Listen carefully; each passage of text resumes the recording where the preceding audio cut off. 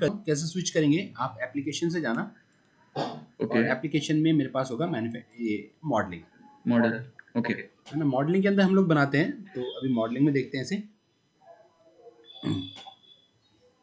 NX cam में जो ज़्यादा यूज़ हो रहा है उसका रीज़न सबसे बड़ा यही है कि इसके अंदर हाँ। कैड और कैम हम दोनों काम एक साथ कर सकते हैं। अभी मैं स्विच करके कैड ओके। में आ गया, कोई चेंजेस करना हाँ है तो राइट। बहुत आसान है मुझे यहाँ पे चेंजेस करना। और चेंजेस करने के बाद जब मैं वापस कैम में जाऊँगा तो मुझे टूल हाँ पाथ हाँ। दोबारा से जनरेट नहीं करना, टूल पाथ दोबारा से नहीं बनाना पड़ेगा। जो बना रखा है उसी को ही सिर्फ अपडेट करना है, जनरेट करना है। तो क्या करेगा, पुराने वाले को ही नई वाली शेप के अकॉर्डिंग अपडेट कर देगा। तो ओके फाइन। हाँ, तो टाइम हमारा काफ़ी बच जाता है, इस वजह से कैड और कैम इसका यूज़ हो रहा है। अच्छा, यहाँ पे पूरा ओके ओके। कैड का है। जब हमने कुछ बनाया है तो मॉडल मेरा यहाँ पे है। अब इसको स्विच करके आप कैम में जाना चाहते हो, तो कैम में जाने के लिए एप्लीकेशन और एप्लीकेशन के अंदर मैन्युफैक्चरिंग, यहाँ से एक ऑप्शन। ओके दूसरा क्या ओके। हो सकता है, दूसरा ऑप्शन आप न्यू में जा सकते हैं। और न्यू में जाने के बाद यहाँ पे आपको मैन्युफैक्चरिंग मिलेगा। जब आप ओके फाइन। मैन्युफैक्चरिंग में आएंगे तो मैन्युफैक्चरिंग में आने के बाद आप देखिए यहाँ पे ना काफ़ी सारे टेम्पलेट आ रहे हैं। तो टेम्पलेट क्या है, एनएक्स में जो सॉफ्टवेयर है उन्होंने ही क्या कर रखा है, कुछ ऑप्शंस का कॉम्बिनेशन बना रखा है।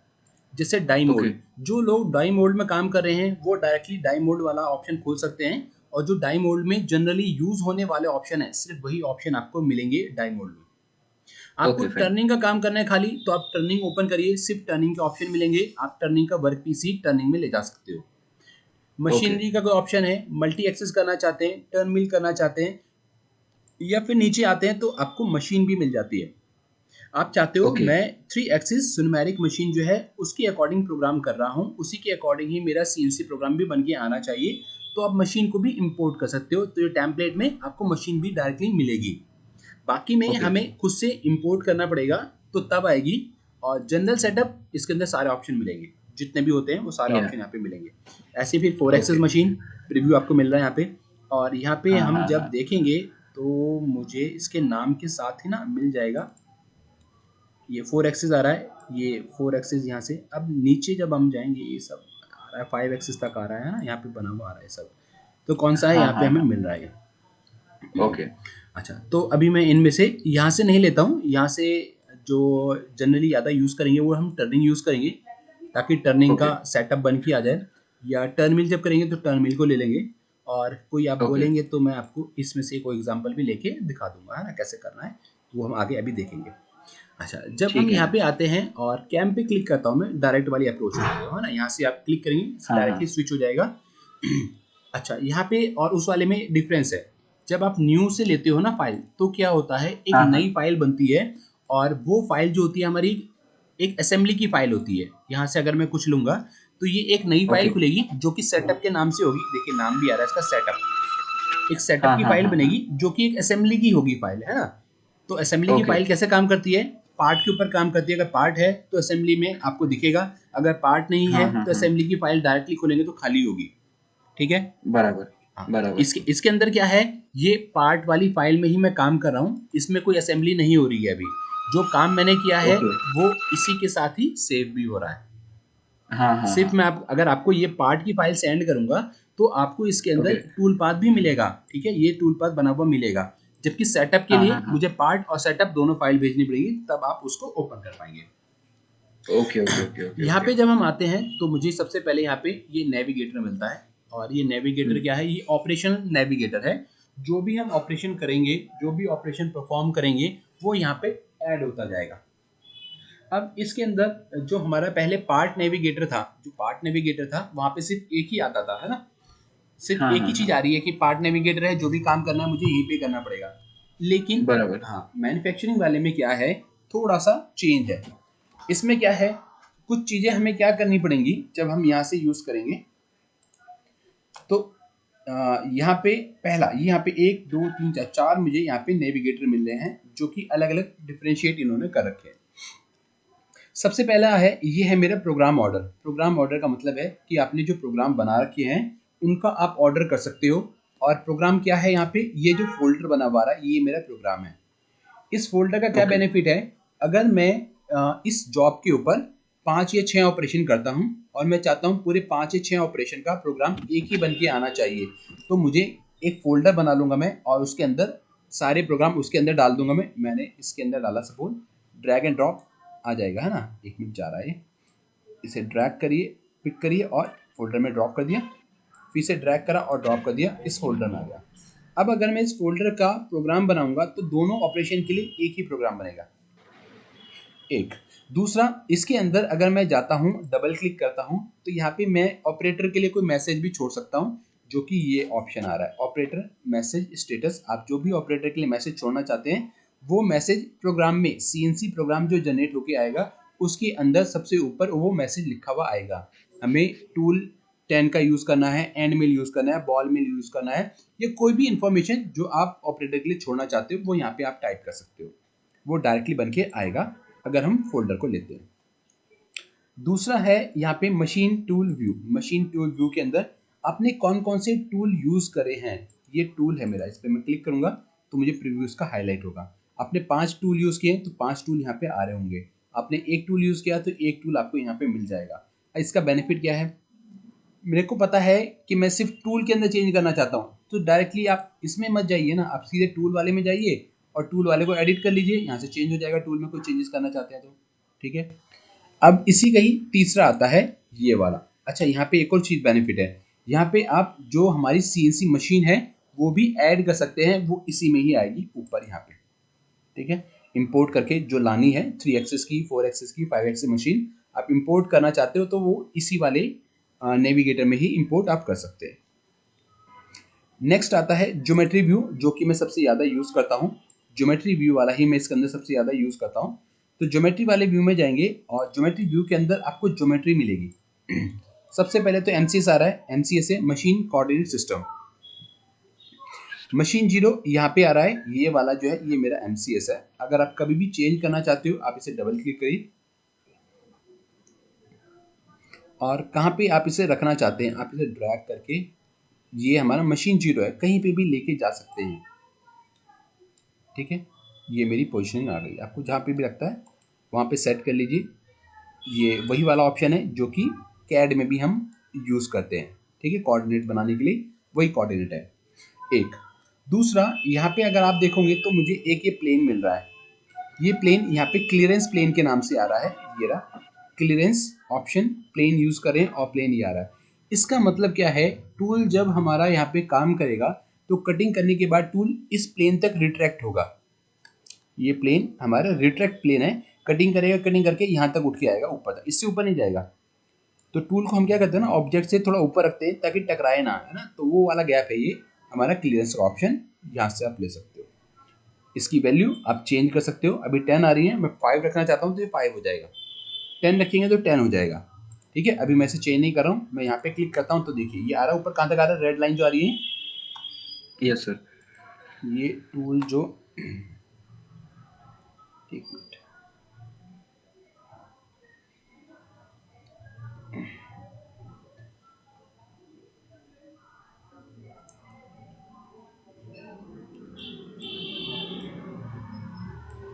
ये देखिए जो रेड लाइन आ रही है ये मेरे प्लेन तक है ना, प्लेन मेरा यहाँ तक है। आप नहीं चाहते कि इतना ऊपर तक उठना चाहिए, नीचे तक आना चाहिए, तो ठीक है हम इसे कम कर दीजिए, 2 mm 5 mm जितना भी आपको लगता है आप ले सकते हो। तो इसमें पहली चीज़ तो हो गई हमारी ये एमसीएस मिल, जो कि हमारा मशीन 0 है। फिर नेक्स्ट इसके अंदर मैंने ऐड किया है वर्क पीस। वर्क पीस को जब मैं डबल क्लिक करता हूँ तो इसके अंदर मुझे 3 चीज़ें मिलेंगी। एक तो है पार्ट ये वाला है। ये जो पार्ट हमने बनाया है इसका क्या फ़ायदा है, ये पार्ट हम इसलिए बना रहे हैं ताकि मशीनिंग करने के बाद मेरा जो बन के आउटपुट आए वो कुछ इस तरीके से दिखना चाहिए। तो मतलब मैं इस पार्ट को यूज़ कर रहा हूँ एज ए रेफरेंस, ये सिर्फ रेफरेंस के लिए मैंने बनाया है, ताकि ब्लैंक है मेरा, ये दिख रहा है आपको बाहर का बॉर्डर, तो मैं मशीन पे इस रेड कलर वाले ब्लॉक को लगाऊंगा और कटिंग होने के बाद ऐसा बन के आना चाहिए जैसा मेरा ये पार्ट है। तो कटिंग होगी ब्लैंक के अंदर से और जो हमारा रिजल्ट आएगा वो पार्ट के जैसा होना चाहिए। तो उस पार्ट को हम एज ए रेफरेंस यहाँ पे यूज कर रहे हैं, ठीक है। दोनों चीजें क्लियर हैं? Yes sir. अब तीसरी चीज आती है चेक। चेक हम कब यूज करते हैं, माना आपने ये जो रख रखा है पार्ट और ब्लैंक, ये किसी टेबल पे रख रखा है, तो हम मशीन को बताना चाहते हैं कि हमने एक टेबल भी रखी हुई है यहाँ पे, तो वो टेबल आप इससे सिलेक्ट करोगे चेक में, तो इससे पता चल जाएगा कि कोई फिक्सचर है या कोई टेबल है उसके ऊपर ये पार्ट रखा हुआ है, तो टूल उसके पास जाते हुए समझ जाएगा कि इसको नहीं काटना है, ये फिक्सचर है, और अगर टकरा रहा होगा तो कॉलिजन आपको शो करेगा। ठीक है जी। Okay sir. अच्छा, अभी यहाँ पे आता है ऑफसेट पार्ट। ऑफसेट पार्ट मैंने बना लिया है, और फिर भी मैं चाहता हूँ कि मेरा पार्ट जो है थोड़ा छोटा रह गया है, मैं थोड़ा बड़ा करना चाहता हूँ, जो कि स्केल है ना, तो वो आप यहाँ पे ऑफसेट डाल सकते हो। मैंने अगर 1 mm डाल दिया तो ये हर जगह से 1 mm ऑब्जेक्ट ऑफसेट हो जाएगा। ठीक है, ये ओके सर। उसके ओके। लिए है। फिर यहाँ से आते हैं मटेरियल। आप यहाँ से जाएंगे तो आपको डिफरेंट टाइप के मटेरियल मिल जाएंगे। कौन सा मटेरियल आप कट कर रहे हो, यहाँ पे मेटल, कोड नेम और हार्डनेस। और यहाँ पे ये टूल स्टील ये दे रखा है, जो जनरल डाई में यूज होता है वो टूल स्टील यूज होता है। बाकी फिर यहाँ पे दे रखे हैं कई सारे कार्बन के हैं, और एलॉय स्टील दे रखा है। ठीक है, तो कॉपर है, एल्यूमिनियम है, जो भी आपका मेटल है आप यहाँ से चूज कर सकते हो, और सिलेक्ट करके ओके कर देंगे, और ओके। तो ये हमारा वर्क पीस हो गया, और नीचे वर्क पीस में प्रोग्राम आप ऐड करते जाओगे, जो भी होंगे वो आपके वर्क पीस के अंदर ऐड हो जाएंगे। नेक्स्ट आता है हमारा machining method view. Machining method view में क्या है, हम जब ऑपरेशन करते हैं तो क्या करते हैं, सबसे पहले रफिंग करते हैं। अब रफिंग करने के बाद क्या होता है, हम कुछ मटेरियल छोड़ देते हैं, क्योंकि रफिंग के अंदर पूरा फिनिश तो नहीं कर रहे हैं ना, हम रफिंग कर रहे हैं। तो रफिंग के बाद कितना मेटल बचना चाहिए वो हमने यहाँ पे डाल रखा है, वो अपने आप डला हुआ भी आएगा। बाय डिफॉल्ट 1 mm ये ले रहा है। ठीक है, ओके। 1 mm का मतलब है कि जब आपने ऑपरेशन रफिंग कर लिया तो जहां तक टूल जा सकता है वो जाएगा, और अगर उसके बाद भी वो जा सकता है तो वो वहां पे 1 mm का मटेरियल छोड़ देगा, पूरा 100% नहीं काटेगा। 1 mm वो वॉल के ऊपर, फ्लोर के ऊपर, साइडों में छोड़ेगा 1 mm। ज्यादा भी छोड़ सकता है, अगर टूल नहीं जा पा रहा है वहां पे तो मटेरियल ज्यादा बच जाएगा वहां पे, है ना। लेकिन अगर ओके। पहुंच पा रहा है तो वो 1 mm का मटेरियल छोड़ेगा। और इसके अंदर जो 1 mm का मटेरियल छोड़ रहा है, इसका टॉलरेंस 0.08 मतलब 80 माइक्रोन के आसपास का मटेरियल वो टॉलरेंस में ले रहा है। ठीक है, हम्म। इसको आप चेंज करना चाहते हैं चेंज कर सकते हैं, आपको कम रखना है तो, लेकिन इसमें नहीं जरूरत पड़ेगी, वो कटिंग में स्टॉक में पड़ेगी जरूरत, है ना। ओके। फिर सेकंड आता है सेमी फिनिश। रफिंग कर लिया, अब सेमी फिनिश करना चाहते हैं, तो सेमी फिनिश करने के बाद 0.3 का मटेरियल बचना चाहिए, वो यहाँ पे डिफाइन हो रखा है। आप चेंज करना चाहते हो, ये भी चेंज हो सकता है। फिनिशिंग में कोई स्टॉक नहीं बचना चाहिए, 100% क्लियर होके आना चाहिए, और 30 माइक्रोन का हमारा टॉलरेंस है। कहीं ओके। पे अगर मटेरियल बचेगा, टूल अगर कटिंग कर रहा है, हो सकता है 30 माइक्रोन बचा हुआ हो या 30 माइक्रोन एक्स्ट्रा काट दिया हो, तो ये इन और आउट का मतलब यही है कि 30 माइक्रोन का टॉलरेंस हम यूज कर रहे हैं अपने पार्ट के हिसाब ओके। से। ठीक है, आप प्लस चाहते हो माइनस। और कम कर सकते हो इसे। जनरली जो कुछ जगह लेते हैं 20 माइक्रोन लेते हैं, तो अपने अपने काम के ऊपर है ना। तो 30 micron, okay. 20 micron, 10 micron metal के ऊपर और काम के ऊपर है कि किस टाइप का यूज हो रहा है। अच्छा, फिर ये ड्रिलिंग का मेथड है। ड्रिलिंग की ऑपरेशन अगर कर रहे हैं तो वो इसके अंदर आएगा, और उसके लिए यहाँ पे सिंपल आ रहा है ना, इसके अंदर कोई स्टॉक ऐसा इसमें शो नहीं करेगा। इसके अलावा अगर आप कोई ऐड करना चाहते हो तो हम ऐड कर सकते हैं। मैं चाहता हूँ इसके अंदर एक रेस्ट मिलिंग ऐड कर दूं मैं, और रेस्ट मिलिंग के अंदर हम क्रिएट मेथड। ठीक है, तो मेथड में जाएंगे, क्लिक, और मेथड का नाम मैंने रख दिया यहाँ पे रेस्ट मिलिंग। ठीक है, और इसकी लोकेशन क्या है, बाकी सब मेरे किस में आ रहे हैं, बाकी सब मेरे आ रहे हैं मेथड में आ रहे हैं, है ना। तो मैं इसे भी मेथड में ले लूँ, लोकेशन बहुत इंपॉर्टेंट है ना यहाँ से, और ओके। या राइट। अभी इसके बीच में ना स्पेस नहीं चाहिए आपको, बीच में अंडरस्कोर लगाना पड़ेगा। अब जब आप रेस्ट मिलिंग कर रहे हैं तो कितना मटेरियल हम चाहते हैं कि बचे या रहे। ठीक है, ये उसके लिए है। तो स्टॉक हमने कर दिया, रफिंग 1 का था, सेमी फिनिश 0.3 का था, तो बीच का मैं इसको कर देता हूँ 0.5 का स्टॉक बचे अगर हम कर रहे हैं रेस्ट मिलिंग। रेस्ट मिलिंग कब यूज करते हैं, देखो क्या होता है जब हम मैन्युफैक्चरिंग का आइडिया है वैसे आपको, कैम मशीनिंग का। हाँ सर, थोड़ा थोड़ा है। ठीक है, तो देखिए जब हम रफिंग करते हैं तो रफिंग करने से क्या होता है, मोटा मोटा मटेरियल जो है वो सारा निकल जाता है, लेकिन उसके या बाद भी राइट। टूल, और कोशिश भी हम ये करते हैं कि जो भी हमारे पास बड़े से बड़ा टूल है उसको चला दें, ताकि वो मैक्सिमम मटेरियल जल्दी से जल्दी काट दे और हमारा काम कम से कम टाइम में हो जाए। अब जब या राइट। बड़ा टूल होता है तो वो क्या करता है, वो ना सब जगह पे कटिंग नहीं कर पाता है। जैसे ये रेडियस अगर 10 की है तो यहाँ पे 20 का टूल तो नहीं जा पाएगा ना, मतलब अगर छोटी जगह है तो वहाँ पे बड़ा टूल नहीं कटिंग करेगा, वहाँ पे मटेरियल बच जाएगा। अब उस मटेरियल को, जो मटेरियल बच गया है, उस मटेरियल को कट करने के लिए हम रेस्ट मिलिंग यूज करते हैं। और रेस्ट मिलिंग डिपेंड करता है कितना मटेरियल बचा हुआ है। आप एक बार, दो बार, 3 बार भी रेस्ट मटेरियल यूज कर सकते हैं। माना पहले मैंने 40 के टूल से कटिंग करी थी रफिंग का ऑपरेशन, अभी मटेरियल बहुत सारा बच गया है, तो अब जो बचा हुआ है उसको डायरेक्टली मैं 10 से या 6 के टूल से कटिंग करूंगा तो नहीं कट हो पाएगा, है ना। मुझे क्या करना पड़ेगा, रेस्ट मिलिंग करना पड़ेगा। और 40 से करा था तो अब उससे छोटा जो भी आपके पास अवेलेबल है, 32 का है, 30 का है, 24 का है, 25, जो भी टूल है, एक छोटा टूल लेंगे। माना 30 का टूल से मैंने फिर रेस्ट मिलिंग करी, उसने फिर मटेरियल काट दिया, अभी भी मटेरियल बचा हुआ है, क्यों? क्योंकि 30 का टूल वहाँ पे पहुँच नहीं पा रहा है। फिर मैंने छोटा ले लिया एक 20 का टूल, उसने फिर जाके थोड़ा सा काम कर दिया। अब जो बचा हुआ है, मुझे लग रहा है कि मेरा फिनिशिंग के लिए 0.3 का मटेरियल चाहिए, और 0.3 से ज़्यादा बच रहा है तो मुझे रेस्ट मिलिंग करती ही रहना पड़ेगा। आपको ये डिसाइड करना है फिनिशिंग के लिए। फिनिशिंग में एक ही पास चलेगा, फिनिशिंग में एक ही पास चलना है, तो सब जगह पे 0.3 का मटेरियल बचना चाहिए। कहीं पे भी 0.3 से ज़्यादा है तो आपको रेस्ट मिलिंग करनी पड़ेगी या कोई ऑपरेशन लगाना पड़ेगा ताकि 0.3 का मटेरियल हमारा बचे। ठीक है, हाँ, वापस आते हैं यहाँ पे। तो मेथड हमारा यहाँ से ऐड कर सकते हो आप, वो यहाँ से हो गया। फिर यहाँ पे मैं जाता हूँ और यहाँ पे हम ऐड करते हैं क्या, ज्योमेट्री, है ना। तो ज्योमेट्री ऐड करने के लिए ये है, आप यहाँ से जाके MCS नया बना सकते हो। किसी में ऐसा पार्ट है आपका कि आप 2 MCS यूज़ करना चाहते हो, तिरछा पार्ट है, तो वहाँ पे हम 2 भी यूज़ कर सकते हैं, 3 भी यूज़ कर सकते हैं, मशीन कोऑर्डिनेट अलग अलग डिफाइन कर सकते हैं। नेक्स्ट ऑप्शन है ये वर्कपीस का। वर्कपीस अगर आप दोबारा से नया बनाना चाहते हो तो सर 1 सेकंड लैग हो गया है। ओके, तो देता स्टार्ट हो गया है ना। तो वर्कपीस में यहाँ पे हम क्या कर सकते हैं, नया वर्कपीस बना सकते हैं। एक वर्कपीस यहाँ पे है, आपको कोई नया चाहिए तो नया ले लो, या पहले वाला ही नहीं है आपने डिलीट कर दिया तो नया वर्कपीस यहाँ से ले सकते हैं। सेम ऑप्शन जो हमने यूज़ किए थे।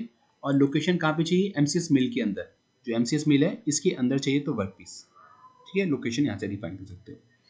नेक्स्ट है मिल एरिया। मिल एरिया का क्या काम है, माना कोई आपके पास ऐसी ज्योमेट्री है जिसके अंदर काफ़ी सारे छोटे छोटे फेस हैं और उसको सिलेक्ट करने में आपको टाइम लग रहा है, क्योंकि बिना सिलेक्ट करे हम कटिंग कैसे करेंगे, मटेरियल को कट नहीं कर पाएंगे। तो ये क्या करेगा, आप एक बार मिल एरिया को सबको सिलेक्ट करके डिफाइन कर दीजिए कि मेरा मिलिंग का एरिया ये है। अब उसके बाद आपको उसके ऊपर कई सारे ऑपरेशन करने हैं, तो आपको हर बारी मिलिंग का एरिया सिलेक्ट करने की जरूरत नहीं पड़ेगी, आप डायरेक्टली इसी को सिलेक्ट कर लीजिए। तो इसने क्या करा, जो कटिंग एरिया है उस सबका एक ग्रुप बना दिया, ये वो है, ठीक है। आगे आएगा एग्जाम्पल है, हर चीज के लिए एग्जाम्पल मेरे पास है, तो सब चीज आएगी, जैसे जैसे नंबर आएगा मैं सब बताता जाऊंगा, है ना। ये मिल टेक्स्ट, जब एनग्रेविंग का ऑपरेशन करना है तो हमें मिल टेक्स्ट बनाना पड़ेगा। तो मिल टेक्स्ट ड्राफ्टिंग का टेक्स्ट है, जो 3D में हमने यूज किया है वो वाला काम नहीं करेगा, ड्राफ्टिंग का टेक्स्ट यूज करेंगे। तो उसके लिए यहाँ पे है ये मिल का टेक्स्ट। ये होल बॉस ज्योमेट्री, हम कई सारे आपके बॉस बने हुए हैं, सिलेंड्रिकल ऐसे बने हुए हैं सिलेंडर, और हम डिफाइन करना चाहते हैं होल के लिए कि ये सारे होल में हो या बॉस बने हुए हों, तो उसके लिए यूज होती है ये ज्योमेट्री डिफाइन करने के लिए बेसिकली, है ना, यहाँ की। तो ज्योमेट्री हम यहाँ से कर सकते हैं। इस वाले में आते हैं, अब टूल कैसे बनाएंगे। टूल के लिए मेरे पास ये ऑप्शन है, मैं यहाँ से लाइब्रेरी से भी टूल ले सकता हूँ या खुद से भी यहाँ पे टूल बना सकता हूँ। और यहाँ पे सबसे अच्छी बात क्या है, जो भी ऑपरेशन मैंने सेलेक्ट कर रखा है, जैसे मिल प्लानर, मिल प्लानर में जो भी टूल यूज हो सकते हैं सिर्फ वो ही यहाँ पे दिखाएगा, आप कोई इसके अलावा टूल नहीं चला पाओगे मिल प्लानर मिलिंग में। प्लानर मिलिंग के कई ऑपरेशन आएंगे, देखो जैसे यहाँ से जाएंगे ना क्रिएट ऑपरेशन, तो मिल प्लानर के अंदर ये सारे ऑपरेशन है, ये सब काम हम कर सकते हैं मिल प्लानर के अंदर। अब इन सारे काम को करने के लिए कौन कौन से टूल हम यूज कर सकते हैं, वो टूल है सिर्फ ये वाले, इनसे ही आप काम कर सकते हो। इसके अलावा कोई टूल लेंगे तो काम नहीं करेगा, वो इसमें सपोर्ट नहीं करेगा। अगर मैं इसे चेंज करता हूँ और यहाँ से मैंने माना लिया टर्निंग, तो यहाँ पे ये टर्निंग में काम आने वाले टूल ही आपको दिखाएगा। आप ऐसा नहीं कर सकते कि आप यहाँ पे मिलिंग का टूल बना लो और मिलिंग से काटने लग जाओ टर्निंग का, नहीं। तो ये थोड़ा सा इसका बेनिफिट भी है, एडवांटेज है कि ये गलत टूल आपको दिखाएगा ही नहीं, जो यूज कर सकते हैं वही दिखाएगा, उन्हीं में से हमें चूज करना है। ठीक है, फिर आते हैं फर्स्ट वाले में। अब फर्स्ट वाले में आके मेरे को नया कोई फोल्डर बनाना है, तो आप यहाँ से जाना और क्लिक करना क्रिएट प्रोग्राम। प्रोग्राम नाम डाल दीजिए जो भी रखना है, 1 2 3, और प्रोग्राम के लिए यह किस में जाएगा, एनसी प्रोग्राम में। एनसी प्रोग्राम सबसे ऊपर वाला है, एक फोल्डर ये रहा, इसके पैरेलल एक और फोल्डर आ जाएगा। ओके। ऑपरेटर के लिए कोई मैसेज डालना चाहते हैं, ऑपरेटर के लिए मैसेज डालिए, डिस्क्रिप्शन डालिए। ओके। जो ऑपरेटर का मैसेज है वो आपको प्रोग्राम में दिखाई देगा, डिस्क्रिप्शन दिखाई नहीं देगा। आ गया। अच्छा, यहाँ पे भी आप देखोगे तो यहाँ पे देखो टाइम आ रहा है। टाइम क्या आ रहा है, टोटल प्रोग्राम में 1 घंटा 1 आवर 49 मिनट लगने वाली है, और इसके अंदर 48 मिनट आपकी कटिंग की है और 1 मिनट 17 सेकंड नॉन कटिंग हुआ है। ठीक है, प्रोग्राम के सामने भी लिखा हुआ है टाइम, और यहाँ पे भी आप इसे क्लिक करोगे तो अलग अलग ऑपरेशन के लिए अलग अलग टाइम भी शो कर देगा। ये कितना टाइम इसके अंदर लगने वाला है हमारा, वो टाइमिंग ये दिखा देगा। अच्छा, तो इसके बाद यहाँ पे हमारे पास है जनरेट ऑपरेशन, टूल पाथ को जनरेट करने के लिए, ताकि ये कैलकुलेट करे ना, ये बेसिकली कैलकुलेशन करने के लिए टूल पाथ को कैलकुलेट करता है। वेरीफाई करने के लिए क्या है, जो भी टूल पाथ आपने बना रखा है, जो भी टूल पाथ बना रखा है, उस टूल पाथ का 2D रिप्ले और 3D रिप्ले आप यहाँ से चेक कर सकते हो कि कटिंग होने के बाद कैसा आ रहा है, वो देख सकते हैं। सिमुलेट मशीन, अगर मशीन आपने ऐड कर रखी है तो आपको पूरा यहाँ पे मिल जाएगा कि कौन कौन सा ऑपरेशन मशीन पे हम कर रहे हैं, और मशीन भी आपको मिल जाएगी, और पूरे को आप सिमुलेट करके देख सकते हो फिर। ठीक है, ये अभी खाली है क्योंकि मशीन ऐड अभी नहीं कर रखी है। पोस्ट प्रोसेसर, आप यहाँ से कौन से पोस्ट प्रोसेसर के लिए काम कर रहे हो, फानुक के लिए चाहिए, सिनेमैटिक के लिए चाहिए, 4 एक्सिस का काम कर रहे हैं, 5 एक्सिस का कर रहे हैं, तो उसी के अकॉर्डिंग सीएनसी प्रोग्राम बन के आएगा। ये वो पोस्ट प्रोसेसर है। ये शॉप डॉक्यूमेंटेशन के अंदर एक HTML की फॉर्मेट की फाइल बन जाएगी, कौन कौन से ऑपरेशन आपने करे हैं, कौन कौन से टूल यूज़ करे हैं, उसकी एक पूरी रिपोर्ट से बन के आ जाती है। ठीक है, ये फिर डिस्प्ले के ऑप्शन है, और ये रिप्ले के ऑप्शन है। ठीक है, और कुछ अगर यहाँ पे मॉडिफिकेशन करना चाहते हैं, मैंने बना रखा है, अभी कोई चेंजेस करना चाहते हैं तो यहाँ पे सिंक्रोनस मॉडलिंग डायरेक्टली आपको मिली भी है, यहाँ पे ही आप छोटा मोटा चेंजेस यहीं पे ही कर सकते हैं, आपको मॉडलिंग में जाने की जरूरत नहीं पड़ेगी, यहाँ से भी कर सकते हो, सिंक्रोनस दे रखा है। और ज्योमेट्री के भी कुछ ऑप्शन दे रखे हैं, इनको भी आप यूज़ करना चाहते हैं, कोई काम है आपको तो इनको भी यहाँ पे यूज़ कर सकते हो, मॉडलिंग में जाने की जरूरत नहीं पड़ेगी। ये फीचर मशीनिंग है। फीचर मशीनिंग मतलब ऑटोमेटिकली वाली होती है, जो हमने फीचर बना रखी है उन फीचर के अकॉर्डिंग ये प्रोग्राम जनरेट करता है। ठीक है, ये भी हम कवर करेंगे, ये भी आगे आएगा। तो ये तो सब इंट्रोडक्शन था, सब इसका बेसिक जो चीज़ें इसके अंदर हम करेंगे, चीज़ें हैं, ऑप्शन दिए हुए, उनका क्या क्या यूज़ है, वो सब मैंने आपको बताया। अब इसके अंदर शुरू करते हैं हम फर्स्ट प्रोग्राम से। तो इसके अंदर मैं ये सब डिलीट कर देता हूँ, ये डिलीट, राइट क्लिक करके डिलीट। तो अभी ये हो गया, इसका मतलब कि मैं बस मॉडलिंग से पार्ट लेके अभी यहाँ पे आया हूँ, और यहाँ पे भी कुछ भी नहीं है। अब हम कैसे काम को शुरू करेंगे, तो क्या करना है आपको, वर्क पीस अगर नहीं है तो वर्क पीस भी ऐड करना पड़ेगा। यहाँ से जाता हूँ मैं वर्क पीस, और वर्क पीस कहाँ पे आना चाहिए, MCS मिल के अंदर। ठीक है, कैम में सबसे ज़्यादा जरूरी क्या है, आप ध्यान से करिए, जरा सी भी जल्दबाजी की वजह से प्रोग्राम गलत हो जाएगा, और मशीन पे चल गया प्रोग्राम तो सारा पार्ट आपका गलत हो जाएगा।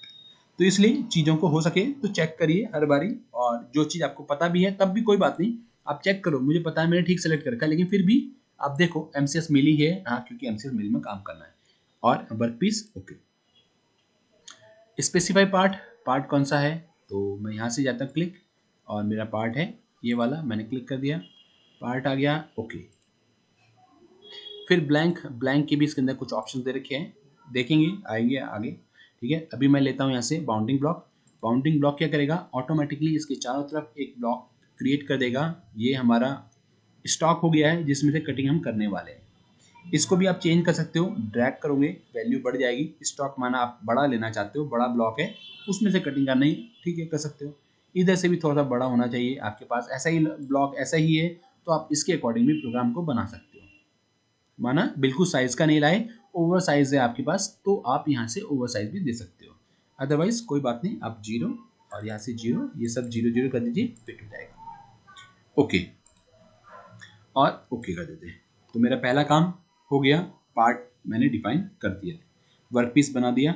वर्कपीस के बाद अब मुझे टूल चाहिए होता है ना, टूल, ये जो ऑपरेशन है, जो सीक्वेंस बता रहा हूँ, ये आपका ऑलमोस्ट सभी में सेम रहेगा, जो भी ऑपरेशन क्रिएट करेंगे सब में सेम रहेगा लगभग।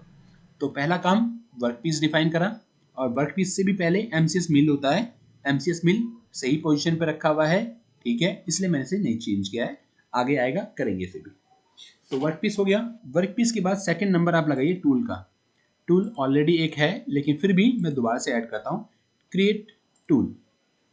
और टूल मैं अभी बना नहीं रहा हूँ, आज हम लाइब्रेरी से लेते हैं, क्लिक करेंगे रिट्राइव टूल फ्रॉम लाइब्रेरी। और यहाँ से जब जाते हैं तो मेरे पास दो तरीके के टूल हैं, एक तो है नॉन इंडेक्सेबल और एक है इंडेक्सेबल। ठीक है, तो मैंने लिया यहाँ से इंडेक्सेबल लिया और ओके करता हूँ। तो देखिए ये कौन सा टूल है, जिस टूल में बिट लगी होती है साइड में। एक टूल तो सॉलिड टूल होता है, जैसे ड्रिलिंग का टूल आपने देखा होगा, ठीक है, वो पूरा सॉलिड होता है, उसमें बिट नहीं लगी होती, पूरा सॉलिड होता है। एंड मिल होता है, एंड मिल में भी कोई बिट नहीं लगी होती, पूरा सॉलिड बना हुआ होता है वो। ठीक है, फिर कुछ बुल नोज टाइप के टूल आते हैं, है ना, उसमें क्या होता है, बिट लगी होती है, दो बिट, एक इधर और एक इधर। और ये बिट, इसका फायदा क्या होता है इस वाले टूल का, ज्यादा इंडस्ट्री में यूज यही वाला टूल होता है। इसका बेनिफिट ये होता है, माना आपका टूल टूट गया तो क्या होगा, ये बिट टूट जाएंगी, बिट लेके आइए दोबारा से लगा दीजिए, काम चल जाएगा। और बुल नोज के अंदर भी हमारे पास क्या होता है, ये अगर हमारी जो शेप, ये वाला जो टूल है हमारा, ये बिट बिट भी गोल आती है। गोल बिट का क्या फायदा होता है, ये ब्लैक कलर का डॉट जो है ना, यहाँ पे स्क्रू लगा होता है ताकि वो टाइट हो जाए। तो हम इसे खोल के, कटिंग जो होती है वो इधर टिप से होती है, तो टिप अगर आपकी ब्लंट हो गई है तो आप उसे घुमा दो, तो एक ही टूल को आप 4-5 बार यूज कर सकते हैं, घुमा घुमा के हम यूज भी कर सकते हैं। और ये बिट बड़े टूल में 4 भी होती हैं, 6 भी होती हैं और 2 भी होती हैं, है ना, तो जनरली इस टाइप का टूल होता है। ओके, मैं आपको बिल्कुल प्रीव्यू भी दिखाता हूँ, एक टूल यहाँ पे है, वो है शायद ये 40 वाला, प्रीव्यू और प्ले डिस्प्ले। और जहाँ पे मेरा कोऑर्डिनेट होगा ना, डिस्प्ले मुझे वहाँ पे मिलेगा, टूल वहीं पे ही आएगा। तो ये शायद यहाँ पे है, देखिए ये रहा, ठीक है, इसके अंदर 4 बिट लगी हुई है। जो आपका इंडेक्सेबल टूल है वो इस टाइप का होता है, ठीक है, असलियत में जो रियल होता है, रियल में भी ऐसे ही होगा, लेकिन इन सारे में सारे के सारे ऐसे ही हैं ये, लेकिन सिर्फ प्रीव्यू एक का ऐसा आ रहा है, बाकी सबका प्रीव्यू ऐसा नहीं आएगा, बाकी सबका प्रीव्यू सिंपल वाला ही आएगा। इसका मतलब ये नहीं है कि सॉलिड वाला टूल है, नहीं, ये सॉलिड टूल नहीं है, ये इंडेक्सेबल वाला ही है, लेकिन प्रीव्यू उसका वैसा आ रहा है। ठीक है, तो यहाँ से वापस आते हैं और देखते हैं इसको। यहाँ पे टूल का, लाइब्रेरी का रेफरेंस नंबर है, टूल का डिस्क्रिप्शन है, डायमीटर कितना बड़ा टूल आप ले रहे हो वो यहाँ पे हमें दिया हुआ है, और क्लिक करते हैं यहाँ पे। और कॉर्नर का रेडियस ये देखा 0.8 और यहाँ से मैंने 12 का टूल लिया, ये ऐसा आ रहा है। और कौन सा देखिए, हम छोटा टूल ही लेना चाहता हूँ मैं, 16 का है, वो भी ऐसा ही आ रहा है। ठीक है, 16 का टूल सही है मेरे ख्याल से, है ना, टकराएगा नहीं, पूरा कटिंग कर देगा। ओके, अब ओके करने के बाद अब टूल ऐड हो गया है, बस कैंसिल कर दो आप, आपको दोबारा से ओके नहीं करना, कैंसिल करना है। तो मेरा ये वाला है UGT 202005, ये वाला मेरा टूल है। इसके अंदर भी अगर आपको डाउट लगता है कि ये क्लैशिंग कर सकता है, मैं चेंज करना चाहता हूँ, आप इसको भी चेंज कर सकते हो। जाओ और डबल क्लिक करिए, और टूल की लेंथ यहाँ से 19.7 आ रही है, मैंने इसे 25 कर दिया। ठीक है, तो टूल की लेंथ थोड़ी सी बढ़ जाएगी, चाहते हैं कर सकते हैं।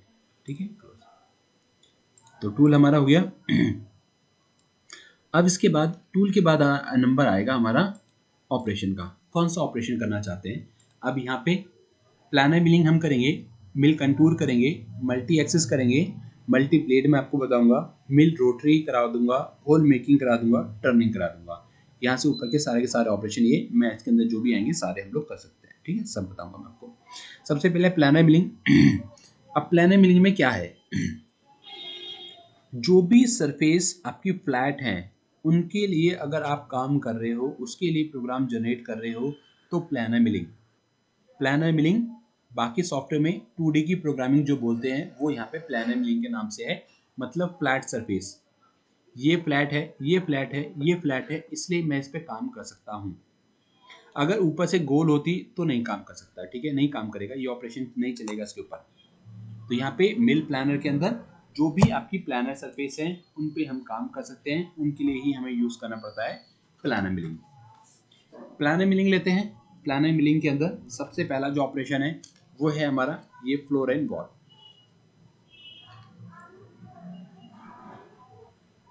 ये है हमारा floor and wall. Floor and wall के अंदर क्या है, आप फ्लोर और वॉल के अकॉर्डिंग कटिंग कर सकते हो। इसके अंदर हमें फ्लोर और वॉल दोनों चीज डिफाइन करनी पड़ेगी। ठीक है, ये रहा। ठीक है, फ्लोर एंड वॉल दोनों डिफाइन करना पड़ेगा। ये मैंने क्लिक किया। अब प्रोग्राम की लोकेशन, प्रोग्राम ये कौन सा वाला है जो सबसे पहले लिया था, ये वाला प्रोग्राम किस में काम करना चाहते हो आप? एनसी प्रोग्राम, मतलब डायरेक्टली इसके अंदर बनता हुआ आ जाएगा नीचे प्रोग्राम सारे।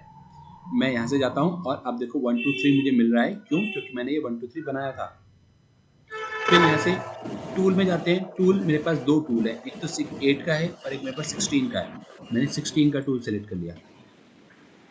ज्योमेट्री में आता हूँ। यहाँ पे ज्योमेट्री मेरे पास कौन सी है? Work piece. तो मैं यहाँ से सिलेक्ट करूँगा ज्योमेट्री। मैं वर्क पीस में काम कर रहा हूँ। फिर लास्ट वाला हमारा क्या था? मेथड। कौन सा मेथड आप यूज़ कर रहे हो? मैंने कहा मेथड हम यूज़ कर रहे हैं रफिंग का, तो आप रफिंग यूज़ कर लो, क्लिक रफिंग। और ये नाम जो भी आप डालना चाहते हो, फ्लोर एंड वॉल यूज़ कर रहे हैं तो ऑपरेशन का नाम लिखा हुआ है। अगर आप यूज़ करना चाहते हो कि हमने यहाँ पे यूज़ किया है बुल नोज का टूल यूज़ किया है, 16 का यूज़ किया है, वो आप डिफाइन कर दोगे तो टूल के अकॉर्डिंग इस प्रोग्राम का नाम आ जाएगा।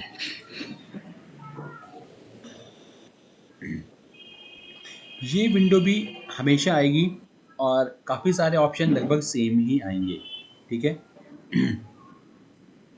इसके अंदर देखिए पार्ट ऑलरेडी बना हुआ आ रहा है, इसके आगे टॉर्च आ रही है बनी हुई डिस्प्ले, क्योंकि हमने ये वैल्यू पहले ही सिलेक्ट कर दी है।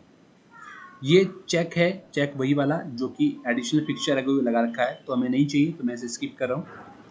अब यहाँ पे आता है कट एरिया फ्लोर, कौन सा एरिया आप कटिंग करने वाले हैं। मैंने कहा ये फेस कटिंग करना है, ऐड, और एक ये वाला फेस कटिंग करना है, ऐड, ठीक है। वॉल या तो आप सिलेक्ट कर लो, नहीं तो मैं कहता हूँ ऑटोमेटिक वॉल। तो ऑटोमेटिक वॉल क्या करेगा? ऑटोमेटिकली डिटेक्ट कर लेगा कि वॉल कहाँ पे है, जो फ्लोर हमने सिलेक्ट किया है उसके साथ कौन सी वॉल टच कर रही है, उनको ये सिलेक्ट कर लेगा। और आप टॉर्च पे क्लिक करोगे तो आपको डिस्प्ले भी मिल जाएगा। डार्क ब्लू कलर से आ रहा है। ट्रिम, अभी इस वाले में ट्रिम का मेरा काम नहीं है, अभी ट्रिम बाउंड्री नहीं कर रहे। ट्रिम बाउंड्री का मतलब क्या है मैं आपको बता देता हूँ। ट्रिम बाउंड्री है, माना आप कटिंग कर रहे हो और उस कटिंग में से कोई पोर्शन ऐसा है जो आप कटिंग नहीं करना चाहते, ठीक है। हम आप चाहते हो कि इस जगह पे टूल पाथ जनरेट नहीं होना चाहिए, आप उस जगह को छोड़ना चाहते हो, तो ट्रिम बाउंड्री कर सकते हो आप। वो एरिया कटिंग में नहीं आएगा, वहाँ पे आप टूल पाथ जनरेट नहीं करोगे, तो हम ट्रिम बाउंड्री सेलेक्ट करेंगे। इसके लिए भी मेरे पास सेपरेट ऑप्शन है, वो एग्जाम्पल है, उसमें देख लेंगे। टूल में गए, टूल हमने ले रखा है, ठीक है, 16 का मैंने चेक कर लिया। और टूल एक्सिस क्या है? टूल आएगा नॉर्मल टू फर्स्ट फेस, जो भी फेस मैंने सेलेक्ट किया है उसके नॉर्मल मतलब जेड के अलाउंग टूल हमेशा जेड से ही आएगा। जेड आपको हमेशा ध्यान रखना है, उसी डायरेक्शन में जेड होना चाहिए जहाँ से टूल आएगा। अगर आपने बनाया पार्ट और जेड ठीक नहीं आ रहा, तो MCS मिल का यही काम है कि आप लाओ और जेड को ऊपर करो जहाँ से टूल आना है। ये ठीक है और ये भी ठीक है। रफिंग का मैं ऑपरेशन कर रहा हूँ और कट रीजन कंटेनमेंट में अभी फ्लोर ही रखता हूँ। कट पैटर्न को जिगी रख रहा हूँ, नहीं छेड़ रहा हूँ। स्टेप ओवर अभी नहीं छेड़ रहा हूँ, कुछ नहीं छेड़ रहा हूँ, सिर्फ जनरेट करता हूँ। यहाँ पे रहा जनरेट।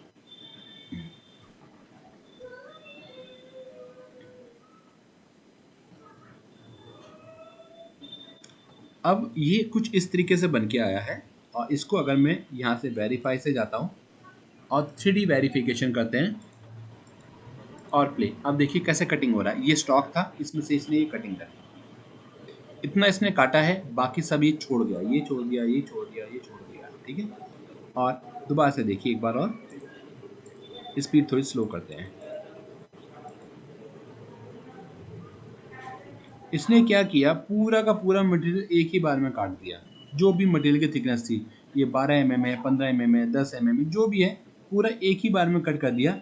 जबकि हम चाहते थे कि ये थोड़ा थोड़ा कट करे, है ना। जब डेप्थ ऑफ कट जो डालते हैं ना वो कम होती है और लगभग उसको हम 0.5 से नीचे ही रखते हैं, है ना। 0.25 यूज करता है, कोई 0.3 यूज करता है। वो डिपेंड करता है टूल पे और मटेरियल पे, कौन सा मटेरियल आप कट कर रहे हो।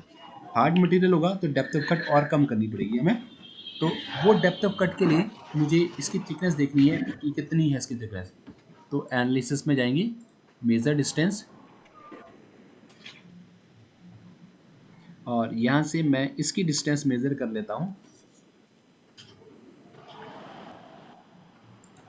यहाँ से और यहाँ तक कितना 8 mm आ रहा है, ठीक है। तो हम 8 mm के अकॉर्डिंग इसे बनाना चाहते हैं। तो आप क्या करेंगे, इसे आप डबल क्लिक करो, एडिट, एडिट कर सकते हो डबल क्लिक करने से एडिट। तो ब्लैंक फ्लोर ब्लैंक थिकनेस, कितनी थिकनेस इस पे होगी, मैंने कहा इस पे 8 mm की थिकनेस है। डेप्थ ऑफ कट एक बार में कितने का कट लेना चाहते हो, वैसे तो 0.25 या 0.3 का लेते हैं, लेकिन 0.2 0.5 के ऑपरेशन में हमें बहुत ज़्यादा टाइम लगेगा यहाँ पे कैलकुलेट करने में भी और प्रीव्यू देखने में भी। चलो इस बार ले लेते हैं, आगे से कम लेंगे फिर, है ना। जेड डेप्थ ऑफसेट हम अभी 0 ही रख रहे हैं और इसे सिर्फ जनरेट करते हैं, तो देखिए कैसा आता है।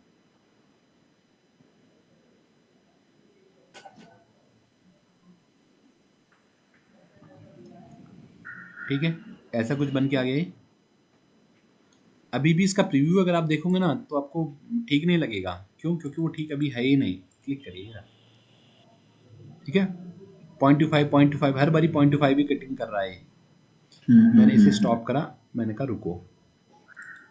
अब ये जो कट कर रहा है ना, जिग में कट कर रहा है, जो बन के आ रहा है ना, जिग बन रहा है। क्या होता है, टूल जाता है काटता है उठता है फिर वापस आता है। आप इसको इस वाले में देखो, किस वाले में, ये रिप्ले वाले में। स्पीड में थोड़ी सी स्लो करता हूँ अपने। टूल ये गया, ये कटिंग है, ठीक है, कटिंग में चल रहा है, कटिंग वाले पे टूल, फिर ये ऊपर उठा वापस गया। सिर्फ एक ही साइड से कटिंग कर रहा है ना, जाते हुए काट रहा है, वापसी में नहीं काट रहा। ठीक है, तो ये रिटर्न स्टॉक वेस्ट है। हाँ, रिटर्न स्टॉक में नहीं काट रहा। तो आप इसे जिग की जगह जिग जैग में ले सकते हो, तो ये जाते हुए भी काटेगा और आते हुए भी काटेगा, तो नॉन कटिंग थोड़ा सा कम हो जाएगा। लेकिन अभी भी इसकी शेप आप देखोगे तो प्रॉपरली नहीं आ रही होगी। आप जाइए यहाँ पे और चेक करते हैं, प्ले, देखो ये किनारे से ना अभी भी स्मूथ नहीं आ रहा है और ये मटेरियल छोड़ता हुआ जाएगा ही जाएगा। मैंने इसे स्टॉप करा, फिर मैं इसको चेंज करता हूँ और इसको चेंज करके मैं यहाँ से करता हूँ फॉलो पार्ट। फॉलो पार्ट में क्या है, जो आपकी पार्ट की शेप है, ये शेप मेरी ऐसी है ना, तो ये इसी के अकॉर्डिंग कटिंग करेगा, मेरी पार्ट की शेप के हिसाब से। अपन हर इसमें मोस्टली फॉलो पार्ट ही करते होंगे फिर। नहीं, इसके अलावा डिपेंड करता है कि शेप कैसी है ना। अभी ओके। देखने में बढ़िया आ रहा है, ठीक है, और टूल अंदर जा नहीं पाया तो इसलिए यहाँ पे कोने पे मटेरियल बच गया, बाकी सब जगह से फिनिश कर रहा है। तो एक बार देख लो, है ना, फिनिश क्यों कर रहा है। मैंने रफिंग का ऑपरेशन लिया है, रफिंग के ऑपरेशन लेने के बावजूद भी इसने बिल्कुल फिनिश कर दिया, कोई मटेरियल इसने ऊपर नीचे कहीं नहीं छोड़ा। सिर्फ जहाँ पे टूल जा नहीं सकता था या टूल का रेडियस था 0.8 का, उसकी वजह से किनारे पे बच गया। ओके। ठीक है, अच्छा, अब दो चीज हो गई। एक तो क्या, हमारे टूल पाथ, तो ये तो था हमारा फॉलो पार्ट। तो फॉलो पार्ट में ये देखो, ये जो आ रही है इधर वाली, ये डार्क येलो कलर जो आ रहा है, ये हमारा इंगेज है। जब टूल आएगा और इंगेज होगा तो ये वाला कर्व बना रहा है, ये वाले, ये सब येलो वाले जो आ रहे हैं ये इंगेज है, टूल इतनी बार इंगेज हो रहा है। और जो ग्रे कलर आ रहा है ये हमारा हो रहा है इंगेज के बाद आता है हमारा रिट्रैक्ट करता है, इंगेज और रिट्रैक्ट। तो ये है हमारा रिट्रैक्ट, ये सारे रिट्रैक्ट कर रहा है, ये सब वो वाली वैल्यू है। और ये जो हमारा साइन कलर आ रहा है ये हमारा है कटिंग का टूल पाथ, कटिंग जो हो रही है वो ये हो रही है। रेड कलर जो है हमारा नॉन कटिंग मूव हो रहा है, ये रैपिड में चल रहा है, ये वो वाले हैं रेड। ब्लू वाली हमारा रिट्रैक्ट ऊपर उठ के जो आ रहा है ये वो वाला है कि टूल कटिंग करके ऊपर जो आया। तो ये टूल पाथ के अंदर ये सारी चीज़ें। अगर मैं इसे चेंज कर देता हूँ फॉलो पैराफेरी, फॉलो पैराफेरी मतलब बाहर की रेक्टेंगुलर शेप है तो उसके अकॉर्डिंग ये बाहर की पैराफेरी के अकॉर्डिंग टूल पाथ को जनरेट करेगा। और इसका सबसे बड़ा एडवांटेज क्या है, नॉन कटिंग मूव सबसे कम बनते हैं इसके अंदर। नॉन कटिंग मूव देखिए सिर्फ एक ही जगह पे आया, बस यहीं पे, और इससे भी आपको काफ़ी हद तक सही मिलेगा।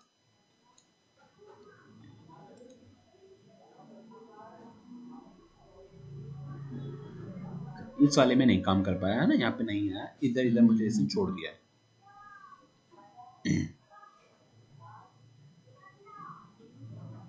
चलिए खैर कोई बात नहीं। तो इसके अंदर तो हम ये वाला नहीं लगाएंगे, इसके अंदर हम वही लगा देते हैं जो कि हमारा ठीक आता है, फॉलो पार्ट। ठीक है, प्रोफाइल क्या करता है, जो आपकी वॉल है सिर्फ उन वॉल के ऊपर कटिंग करता हुआ चला जाता है, और इसके लिए सेपरेट ऑप्शन दिया हुआ है ना, वो हम तब देख लेंगे। और टॉरेडल तो ये है ही आपका अलग पैटर्न है कटिंग करने का, है ना, तो मैं इसे फॉलो पार्ट ही रखता हूँ। और स्टेप ओवर क्या है, स्टेप ओवर है 50% ऑफ टूल डायमीटर। तो स्टेप ओवर के लिए मैं इसे जिग या जिग जैक रखता हूँ, जिग जैक रखते हैं, ये ज़्यादा क्लियर होगा आपको, है ना, स्टेप ओवर क्या है।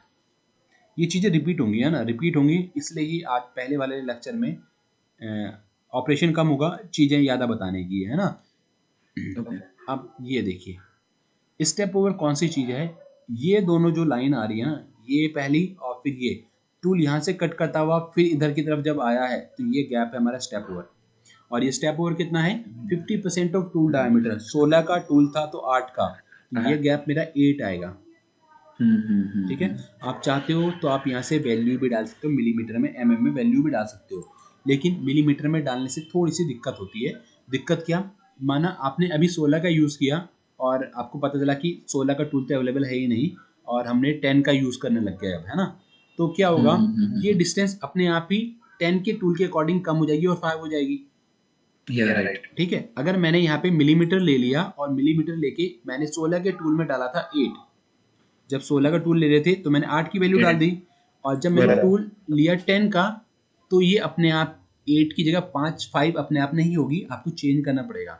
अगर आप भूल गए तो वो गैप बीच में छूटता हुआ जाएगा, तो परसेंटेज में ऑटोमेटिकली काम हो जाएगा, मिलीमीटर में आपको चेंज करना पड़ेगा। ठीक है, तो स्टेप ओवर ये वाला गैप है हॉरिजॉन्टल वाला, और डेप्थ ऑफ कट जो है वो ये वाला है, इन दोनों के बीच का, लेबल के बीच का गैप है 0.25 जो मैंने अभी लिया है। ठीक है, अभी हम प्रैक्टिस सेशन में 1 mm या 2 mm ऐसा याद ही रखेंगे ताकि टूल पाथ मुझे प्रॉपरली दिखाई देता रहे, है ना। ओके तो ये हमारा हो गया एक ऑपरेशन, और करते हैं इसे ओके। ठीक है, इसमें कितना टाइम लगने वाला है, टाइम यहाँ पे आ रहा है। ठीक है, तो इस वाले को आप करके देखना, मैं ये वाला जो मॉडल है आपके साथ शेयर कर देता हूँ, और वीडियो को भी हम